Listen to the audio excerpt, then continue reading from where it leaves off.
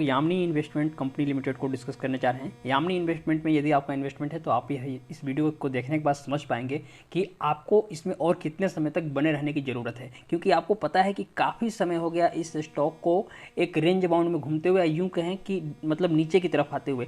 इसमें तेज़ी पिछले कुछ लंबे अरसे से कह सकते हैं देखने को नहीं मिली है। पिछले साल इसमें अच्छी खासी तेज़ी देखने को मिली थी और उस समय बहुत सारे लोगों ने जब ये स्टॉक ऊपर की तरफ जा रहा था तब बढ़ते हुए प्राइस को देख के इसमें इन्वेस्टमेंट किया था। अभी तक उनको प्रॉफिट नहीं हुआ है, तो उनको कब प्रॉफिट होगा, या जिन लोगों का पहले से इन्वेस्टमेंट है या जो नया व्यक्ति इसमें इन्वेस्टमेंट करना चाहते हैं उन्हें क्या करना चाहिए, सारे सवालों का जवाब आपको इस वीडियो में मिलेगा। बस आप लास्ट तक बने रहिए। देखिए, यामिनी इन्वेस्टमेंट को देखेंगे, लास्ट ट्रेडिंग सेशन में इसने तकरीबन 0.69 पैसे के आसपास में क्लोजिंग दी है, वो भी 1.5% के आसपास गिरावट के साथ। अब ये तो एक दिन की बात हुई। वहाँ यहाँ पर देखेंगे यदि एक सप्ताह में, तो एक सप्ताह में स्टॉक गिरा नहीं है, एक सप्ताह में स्टॉक 3% के आसपास चढ़ा है।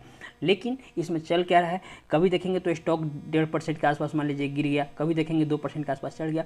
लेकिन ओवरऑल यदि जब हम लंबी अवधि की बात करते हैं तो लंबी अवधि में आप देखेंगे तो इस स्टॉक में पाएंगे कि लंबी अवधि में स्टॉक में गिरावट ही चल रहा है, इसमें प्राइस ऊपर की तरफ नहीं जा रहा है। एक मंथ में देखेंगे तो एक मंथ में स्टॉक तकरीबन 13% के आसपास जरूर चढ़ा है।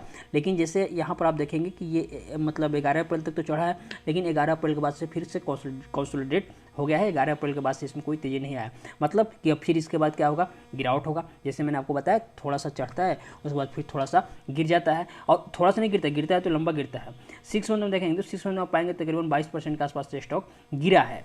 यानी कि पिछले एक मंथ में जितना चढ़ा है और उतना तेजी कुछ समय तक बरकरार रहेगा, तब जाकर ये जो 6 मंथ का रिटर्न है जो 21-21.5% के आसपास नेगेटिव में, वो उसकी भरपाई हो पाएगी। यहाँ पर यदि आप देखेंगे तो यामिनी इन्वेस्टमेंट की यदि हम काम की बात करें, कंपनी का मतलब काम काज क्या है, तो आप देख पाएंगे कि कंपनी इंगेज्ड है, किस चीज़ के बिजनेस में इंगेज्ड है। तो आप देखेंगे इन्वेस्टमेंट जैसे कि लोन्स वगैरह कंपनी प्रोवाइड करती है, मतलब लोन्स देती है, तो उससे जो ब्याज मिलता है तो उससे इस कंपनी की कमाई होती है। तो इस तरीके की यानी कि फाइनेंस के सेक्टर में कंपनी काम करती है, एक एनबीएफसी कंपनी है, और फाइनेंशियल सेक्टर में जो जो अपॉर्चुनिटी होती है लोन्स देने से लेकर कहीं इन्वेस्टमेंट करने का काम, वो सारे काम में कंपनी करती है और उससे अपना कमाई करती है। काम तो ठीक है, फंडामेंटल देख लेते हैं, फंडामेंटल कैसा है। तो फंडामेंटल भी देखेंगे तो जैसे मैंने आपको बताया कि 100 करोड़ के आसपास की कंपनी है तो उसे पेनी स्टॉक में ठीक माना जाता है, लेकिन ये तो 50 करोड़ की भी कंपनी नहीं है।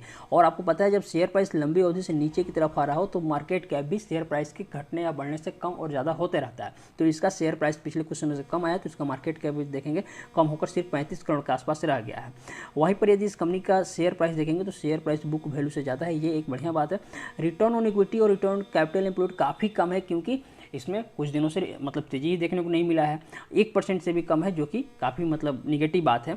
हालांकि स्टॉक का पी काफ़ी महंगा है, आप देखेंगे तकरीबन 207 के आसपास है, यानी कि अभी इसमें नए व्यक्ति को इन्वेस्टमेंट करने की सलाह नहीं दी जा सकती, क्योंकि वैल्यूएशन वाइज इस कंपनी का शेयर प्राइस अभी भी काफ़ी महंगा है, क्योंकि स्टॉक का पी यहाँ पर महंगा है।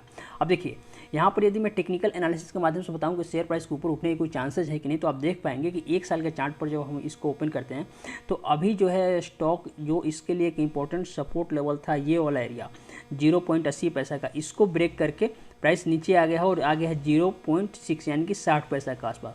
यानी कि 0.60 से लेकर 0.80 के बीच में घूम रहा है।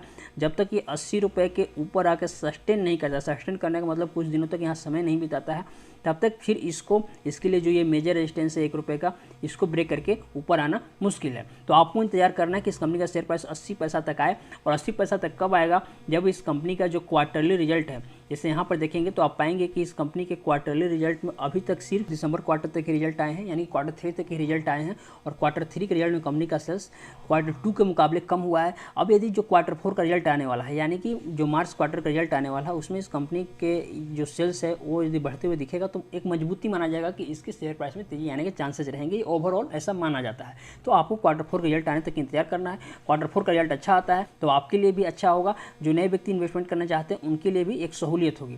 बाकी अभी इसमें करना क्या है, यदि आपका इन्वेस्टमेंट है तो आप बने रहिए 0.6 पैसा से नीचे। अभी तो 0.6 पैसा के आसपास इससे नीचे चला जाता है और वहाँ पर जाकर सस्टेन करता है, तब और निगेटिविटी आ जाएगी स्टॉक में, तब आप इसको बेच के पूर्ण रूप से निकल जाइएगा। फिलहाल के लिए यही कहना है। नए व्यक्ति अभी इन्वेस्टमेंट मत कीजिएगा, क्वार्टर का रिजल्ट आने दीजिए, शेयर प्राइस इससे थोड़ा ऊपर निकलेगा, सस्टेन करेगा, तब आप बाई कर सकते हैं।